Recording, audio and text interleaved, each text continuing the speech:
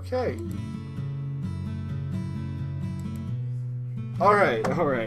I got lost there for a second. So, this is part 2. Let's keep going of Asagao Academy. Let's just keep this train rolling. In the last episode, we met Jared and our roommate, and she told us to go to the library so we could check out a book. Other than that, not missing anything, really. That's just a little reminder. Alright, so it took me at least 20 minutes to find the library. By the time I realized I was holding the map upside down, the sun was setting. The library is much larger than I expected. The walls lined from floor to ceiling, oh my gosh, with books of all sizes on rough wooden shelves. Intimidated, I headed for the front desk. A recognizably green and gray jacket was bent behind the counter. Normal boots? I briefly considered running away. Why? Hey, it's Satch! What's up, Satch? Can I help you? Too late. Yeah. The school forgot to give me one of my textbooks. I was told I could get it here. Which one is it? The History 309 textbook? He stepped from behind the counter and motioned for me to follow. We dodged between the aisles in a comfortable silence. He seemed friendly enough. I should say something. What was his name again? Shane? Gerard? John? No, not John. Satch. Satch! Huh? He seems worried. You should have waited. You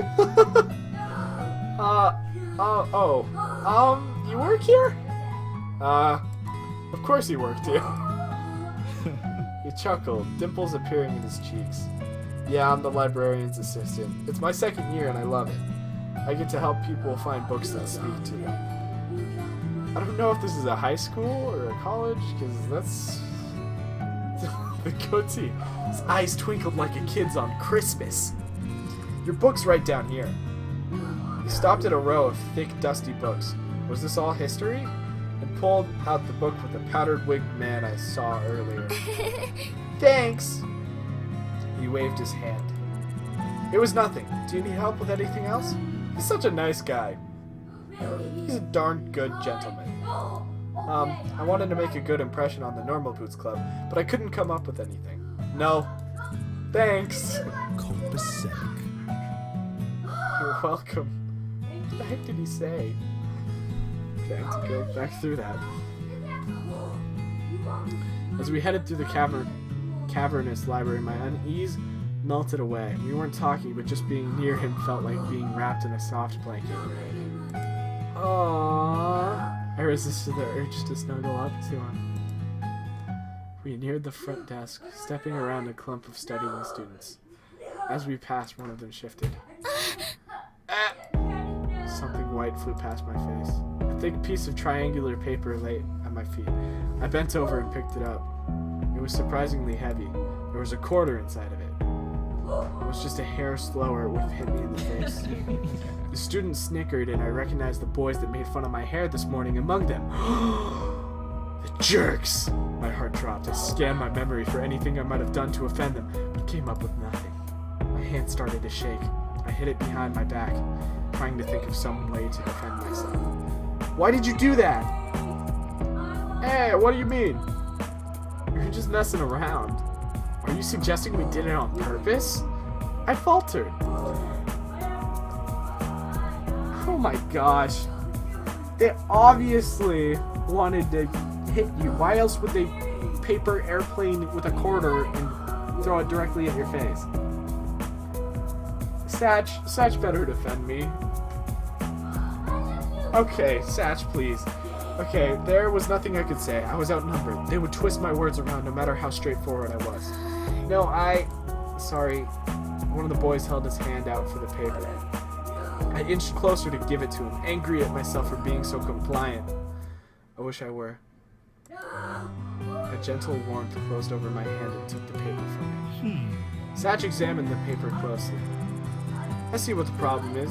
Your aim would be better if you cut the corners before you folded it. He placed the paper on the table. The boy looked at him in sheer awe.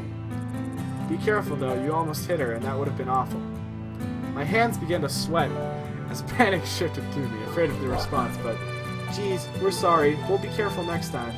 Yeah, it was an accident. Liars! They apologized. Thanks. I appreciate it. I gave them a wide smile and continued off down the aisles.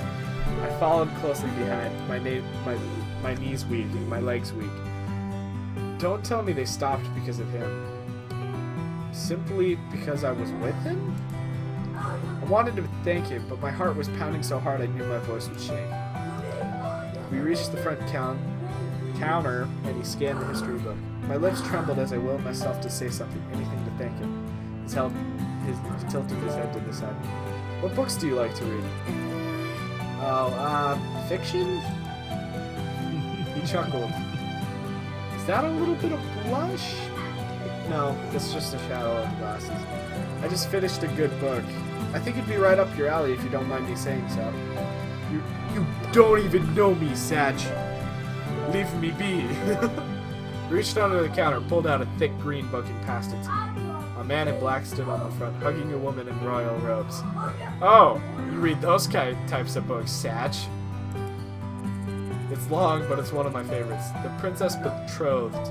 Is it like The Princess Bride? But yeah, that sounds like The Princess Bride. Betrothed means married.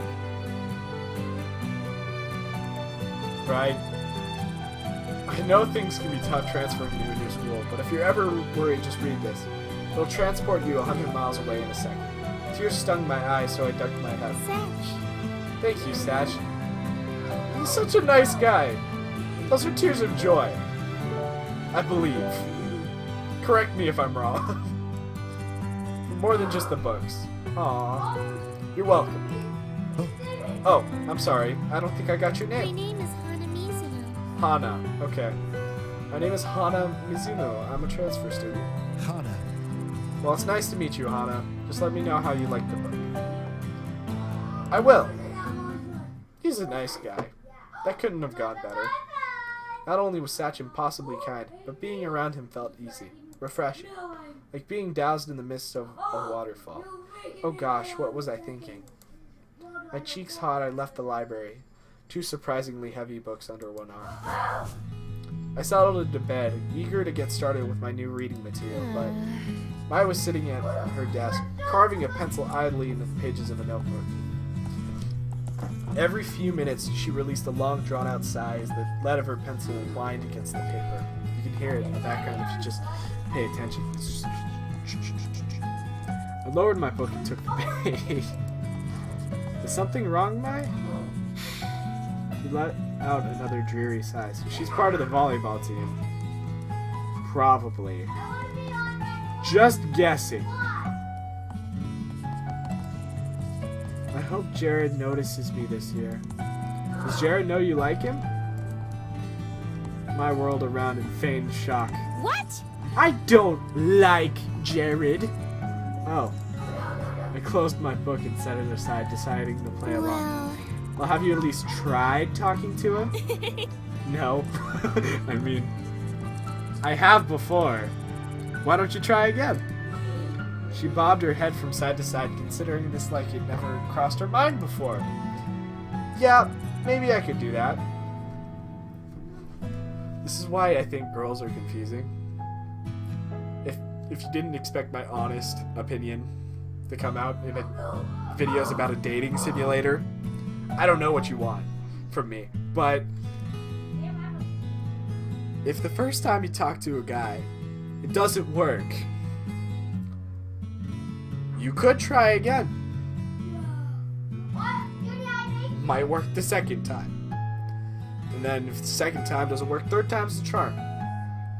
Or, you know, maybe go talk to a different boy. Satisfied, I picked my book back up. See, me and Hana, we know what we're talking about. Okay. Have you ever had a boyfriend, Hana? What? Huh? She's not impressed. Me? No, never. Really? Never?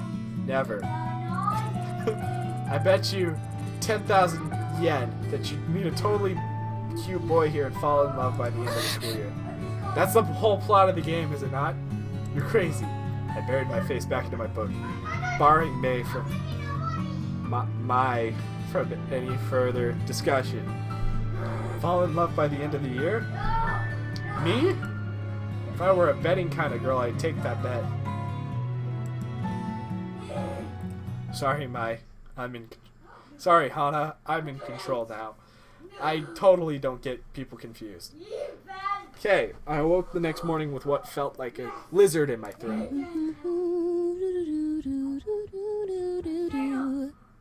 Was she singing the main theme of the game? I was already shuffling through her school bag with an enigmatic grin. The first day of school. Hana! Hana, you're finally awake! Her voice sliced the air like a knife, and I winced. She was definitely a morning person. I hate mornings. It's time for the first day of school. Aren't you excited? I can't wait to see what's going to happen. What do you mean? Is something special happening today? Something strange always happens on the first day of school, especially to someone like you, because you're the main character. She winked. What? Someone like me? Uh-huh. You know what I mean. Yeah, I know what you mean. She's the main character. She smiled and started messing with a pile of papers on her desk. Shaking my head, I got out of bed and pulled my uniform out of my closet. My palms sweat as I held the gold vest and blue jacket. Was it really possible for things to be different here than they were at home? What if the problem wasn't actually the school? I shook the thoughts out of my head and changed into my uniform.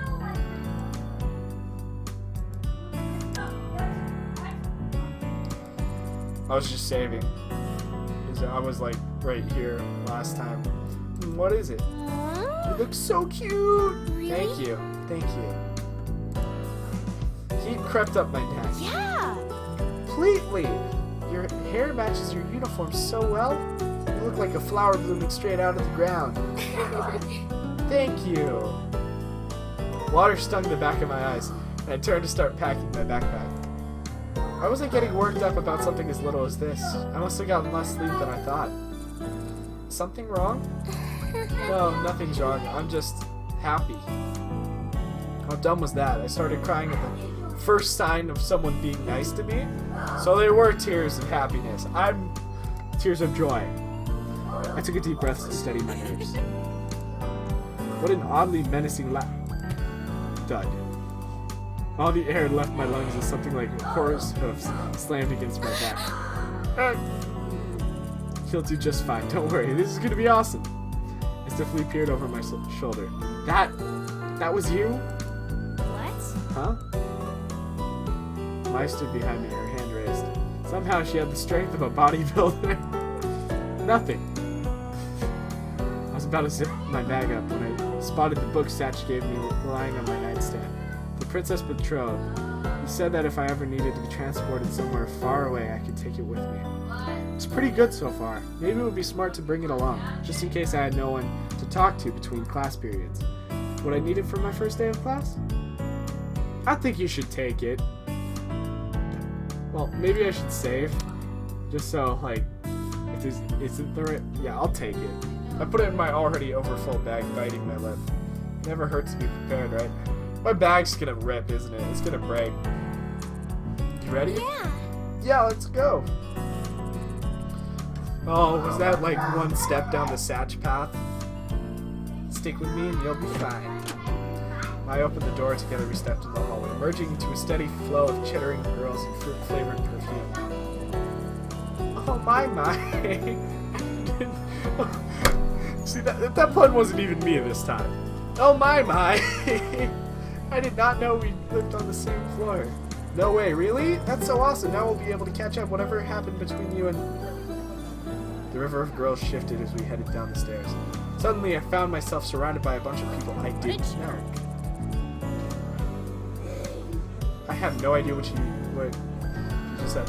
Oh wow, what a jerk he turned out to be. Isaac's exclamations faded into the buzz of voices in the air. Oh no! What would I do if we got separated? Anxiously, I searched the crowd of girls for Mai, but I couldn't find her. Everyone was dressed in the same Asagao uniform. This is why we shouldn't have school uniforms. We get lost. Too easy. It was difficult to tell anyone apart, and being so short really didn't help the situation. I'm tall myself, so... Oh, yeah, ginger. That narrows it down. As we turned the last corner down the stairwell, I saw a flash of red hair and a little ways in front of me. Mai?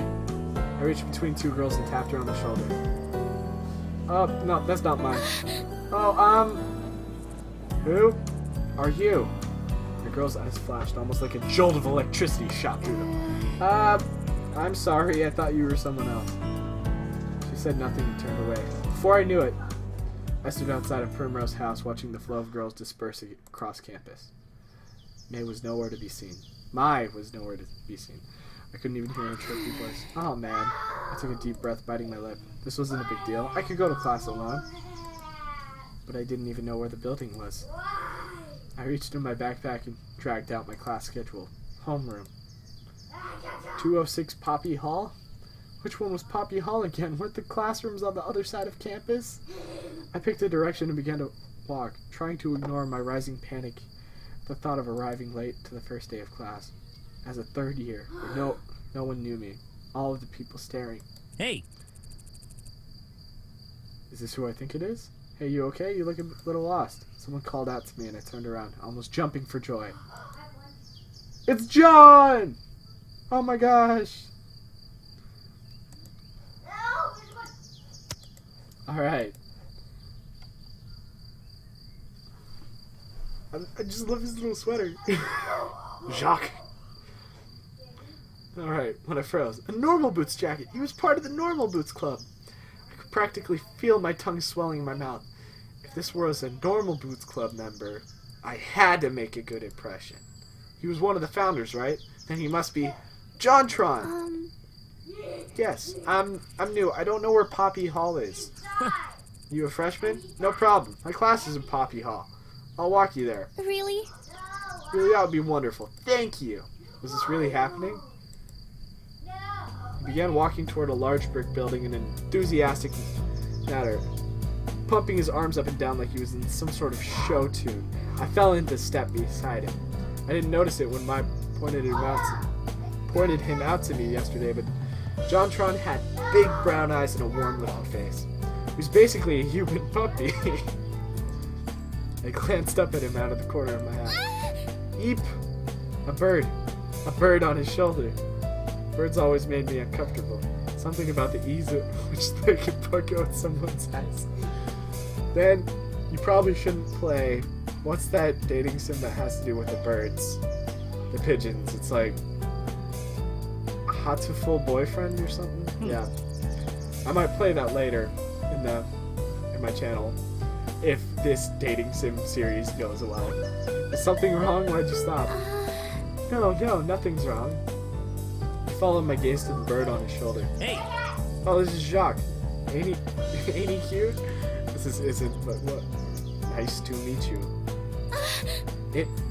It spoke? Yeah. He put his hand to his shoulder. Jacques jumped into his palm. Jacques is a robot bird, see? Hello. Jacques' eyes gleamed a dangerous red when he spoke, but nothing else suggested he wasn't a normal bird. In fact, if I hadn't known better, I would have said the red in his eyes was painted on. Why would you paint on a bird? Isn't that animal cruelty? That's amazing. Jacques twitched his head to the side, examining me in return. The more he looked at me, the less afraid I was. What are you looking at? That's not how he sounds at all. What? Nothing, I'm sorry! Oh yeah, Jacques can be a little sassy. Who are you calling sassy? I'm not the sassy one. I don't forget to feed you. Ooh, Jacques, that was one time. I was alone and starving in the frozen tundra of this empty world. Loveless, afraid. Ignore him. I've been bringing him with me to the drama club, and he's taken a little too well to it. I see how this is. Shut me out like I have nothing to add to the conversation. Jacques retook his place on John's shoulder, this time facing away from us as if miffed. We resumed our walk towards Poppy Hall. I'm JonTron, by the way. Call me John. Hana, nice to meet you. Hana. That's a cute name. What? Why, thank you. So how long have you had Jacques? Since middle school. We've been together for 4 years now. Ain't that right? So it's a high school. Alright. I'm not listening. Yeah, well, I love him to death. I don't know what I'd do without him. It seemed like life would be a lot easier without him, but who was I to say? We arrived at the brick building. A white sign surrounded by poppies declared it to be, unsurprisingly, Poppy Hall. Which room are you in? Room 206. Really? Seriously? Yes. That's my homeroom. We're in the same class. Claps me on the claps me on the shoulder. Wonderful. I guess I'll be seeing more of you then. Yeah. Right? Right. Together we entered Poppy Hall. Poppy Hall was lined with fluorescent lights and Asagao blue lockers. The lack of students milling around in the hallway indicated we were just a bit late. We ran up the stairs and made it in the classroom just as the bell rang. My heart caught in my throat. Thankfully, the teacher hadn't come yet. Instead, students clumped into tight pods and milled around the classroom, catching up on vacation rules. Thank you so much for showing me the class. See you later. John. No problem. I'll see you around. He waved and disappeared in the wriggling mass of students. I glanced around the room looking for an empty seat. Hana! My! You ditched me. I hate you. I guess we'll end episode here and see what happens next time on the next episode of Asagao Academy.